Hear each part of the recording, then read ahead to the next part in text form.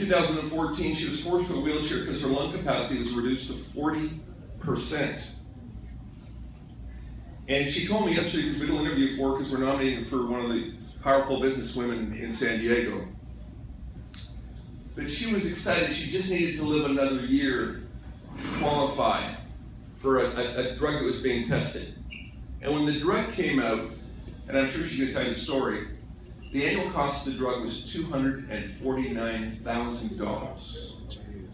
Almost the price of half a home in Rankin Rover, right, Joe? And not unlike most people, she not only didn't have $249,000, with all of our great insurance talk in the news, it didn't cover. So she, because she has this amazing heart-fighting spirit, got up to the world somehow on media, and at one point was supposed to fly to New York to be on the NBC News show. And that only got interrupted because somebody called the Pope came to town, and that got in the way of her. And she actually understood. And when she was supposed to fly back out, she was back in the hospital. But NBC was so touched by the story that they flew to San Diego to find her in the hospital lifting weights and try and stay in shape while she had 40 and 50% lung capacity. So when I say we are truly fortunate to have this speaker today, we are fortunate to have her here. And I'm fortunate to have her not just in my life, but my business life. So I'm not going to tell you any more of her great story, but please come forward and welcome my friend, Klyn Elsbury.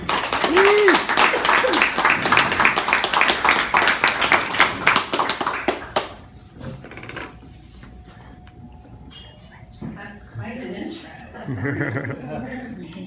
And we really did meet online. So what we're going to do, guys, is I have a book coming out, actually, to celebrate the 1-year anniversary of this $259,000 drug that's coming to market, that came to market.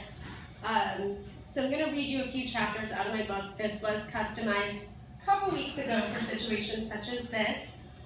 So first of all, I heard when he mentioned cystic fibrosis, a few of you guys raised your hands or at least nodded.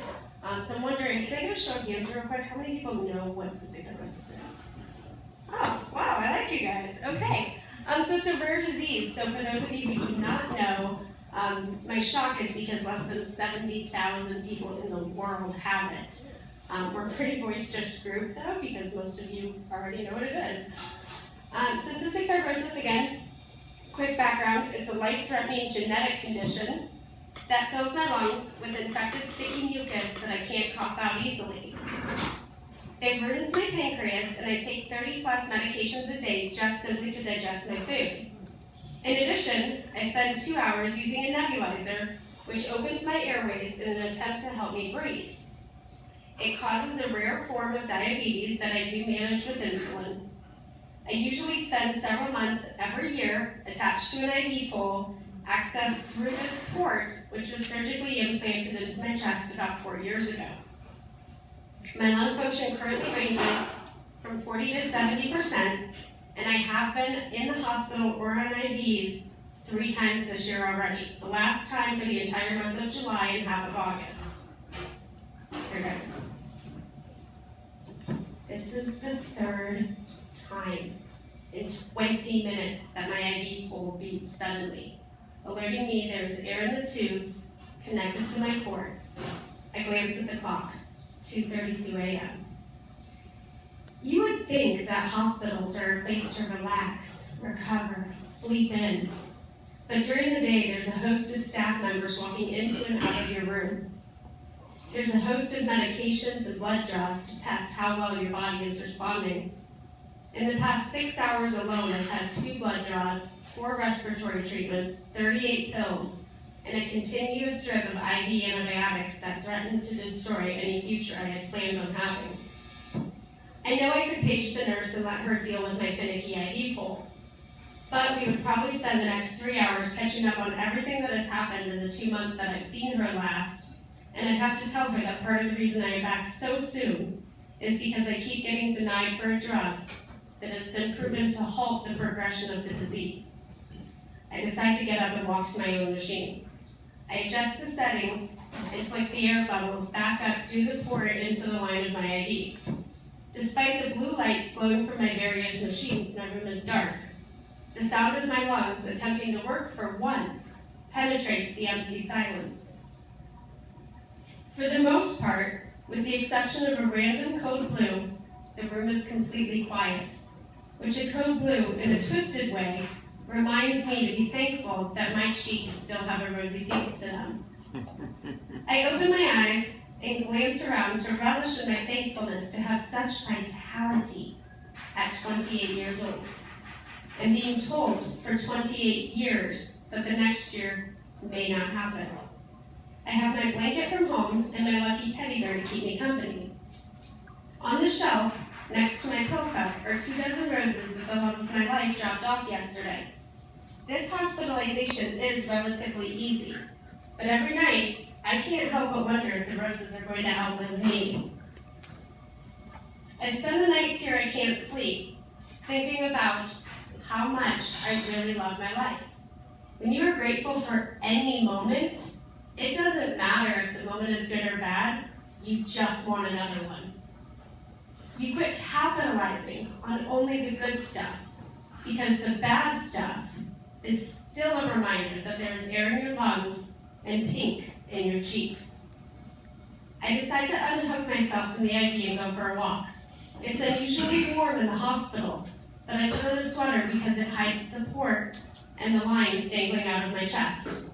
I peek outside the door, making sure the nurses won't notice me as I slip into the back hallway. They've been there for me when visitors haven't been able to make it. They were there for me several years ago when a guy that I really liked dumped me because dating a girl with CF is just too hard. I've spent birthdays, Thanksgivings, Christmases, and New Year's within these walls. How many more of these holidays am I really going to have left? I set my phone alarm to go off at 3:30 a.m. so I'm back by my next round of IVs. On my walk, I let my mind drift back to about a year ago when my boyfriend and I went camping in the most remote part of Utah and climbed on top of his RV to look up at a sky full of stars with our hearts full of hope. Wow, we both said in unison as 2 shooting stars streaked across an almost pitch black night. Who's lucky enough to see 2 stars in one night? Surely this means there are more good things to come. I made 2 wishes in that exact moment. The first one was to keep the hope alive, and the second one was to wake up one day by an alarm clock instead of an alarm cough. With my lung function just below 50%, that time I was on my 4th hospitalization in 6 months. So these wishes carried with it every hope, every ounce of optimism I believed I had left. I had tried for the past year to get approved for a drug that was reported to halt this progression, but every month I found myself buried in a huge amount of paperwork, while the insurance companies blamed the manufacturer for the high price tag. The manufacturer blamed the clinic for poor notes on my health. The clinic argued how it is affordable to improve my health, and one after one after one, they refilled out the forms and just pushed them in a giant circle. What are you thinking? My boyfriend asked with his goofy smile and wide, bright eyes. We heard an animal off in the distance and turned our faces to the left, just in time to see another shooting star streak across the night. I once heard that a shooting star is bad to wish on, I responded, because they're wishing on something that's already dead. Yeah, but I once heard, eagerly trying to prove me wrong, that this shooting star is actually an example of all the scientific stuff that needs to happen, and if it lands in the right environment, it actually helps that environment. Maybe my lungs are that combination of scientific stuff, just waiting for an environment to truly thrive. My third wish was that a dead shooting star was a bad thing and that I was wrong in my analogy. I smiled and turned towards him as shooting star number 4 lit up our little world. Wish number 4 was for my heart, not my lungs. I smiled just as I let all of the realness of this situation sink in. He ruined that thought when he goes, Kaylin, what if you don't get this drug? Have you thought about what happens if you aren't approved? To which I thought, a drug company can't really do that. They can't put a price on your life, can they? I shook my head no and we left. We got off the rooftop, went into the RV, and inside for bed. The next morning, I noticed a voicemail on my phone. Recognizing the number, I grabbed my boyfriend and put the call on speaker. "Hi, Klyn, this is Chris from Vertex," the message began. We were enthusiastic about the all hope we could now have for our future. We could finally put our efforts into building out our recruiting company, writing a book, settling down. But what followed was a 42-second scripted speech that shattered every dream we had ever had second by second. I was denied. Somewhere, an executive decided my life was not worth the cost of Orkambi. You know what this reminds me of, he offers? Fist jammed in his pockets, eyes narrowed, jaw jutting out. In college, I took a history class and we studied torture. There's this thing they do to prisoners where they lock them up and they put food and water on the other side of the gate. The captive is forced to stare at the food and water knowing it will starve to death. How are you even going to tell your parents what just happened? My thoughts were interrupted as I stopped in the hall to grip the wall for support as another cough attack came on. And so here I am, walking this empty hallway at 3 a.m., hopeful about a future, but reminiscing about the past. What if this is the hospitalization where I leave through the morgue instead of the entrance? As a kid, I was very involved in socializing with other cystic fibrosis patients, until one by one, they died off. I wonder if these kids ever had a chance to truly say their farewells. What would I say on my deathbed if I do not ever receive this drug? Mom, I know it's not fair that you lost your own mother and daughter all before your hair turned gray.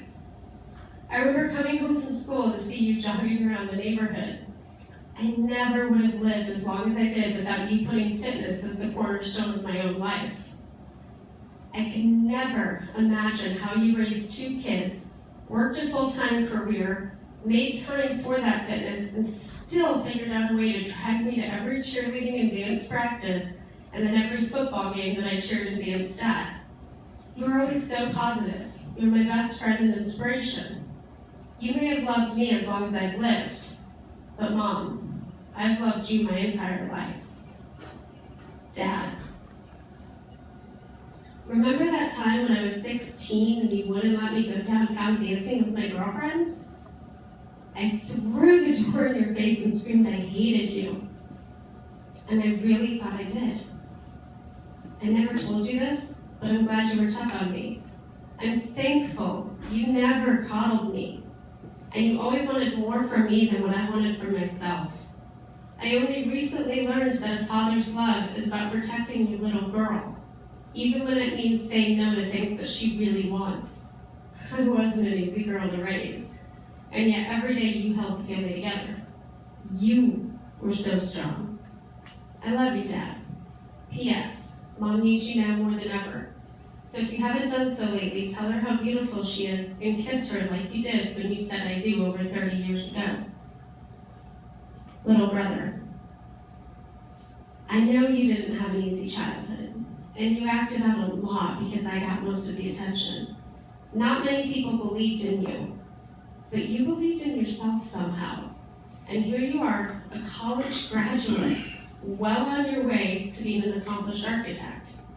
I'm sorry that I won't be able to make it to your wedding. I never told you this, but I am so proud of the man you've become. Love of my life. Do you remember long before we ever had the guts to tell each other how we felt about each other, I made you watch When Harry Met Sally? There's a quote in that. When you realize you want to spend the rest of your life with somebody, you want the rest of your life to start as soon as possible. I make it a point to every moment cherish what we have. It doesn't matter how much time I have left, as long as I get to spend every night in your arms and every morning with your kisses. One thing nobody tells you is that statistically, more people die in hospitals than in their own homes. Statistically, these deaths happen between 11 p.m. and 3 a.m. Statistically, my family will attend my funeral in less than 3 years. There is power in being able to walk these halls at the time and place that pretty much guarantees my exit through that morgue. There is power right now in this room in every breath, regardless of if I get that next drug or not. Because the reality is I'm way too busy living to die. In the midst of my thoughts, doctors and nurses rush past me through the halls in a frenzied run. The light in the hallways auto-adjusts to accommodate the speakers as they boom, attention staff, there is a code blue in room 211. I close my eyes and offer up a prayer of gratitude that tonight I was the one who survived. And I just hope whoever was in room 211 was able to truly appreciate the moments they were alive. I hope they didn't have to stare at food as they slowly starved to death. I hope they had a chance to tell their loved ones what kind of an impact they had on their lives. And I hope, perhaps I hope most of all, that they realized life isn't measured by the number of breaths we take, but by the number of moments that take our breath away. Thank you.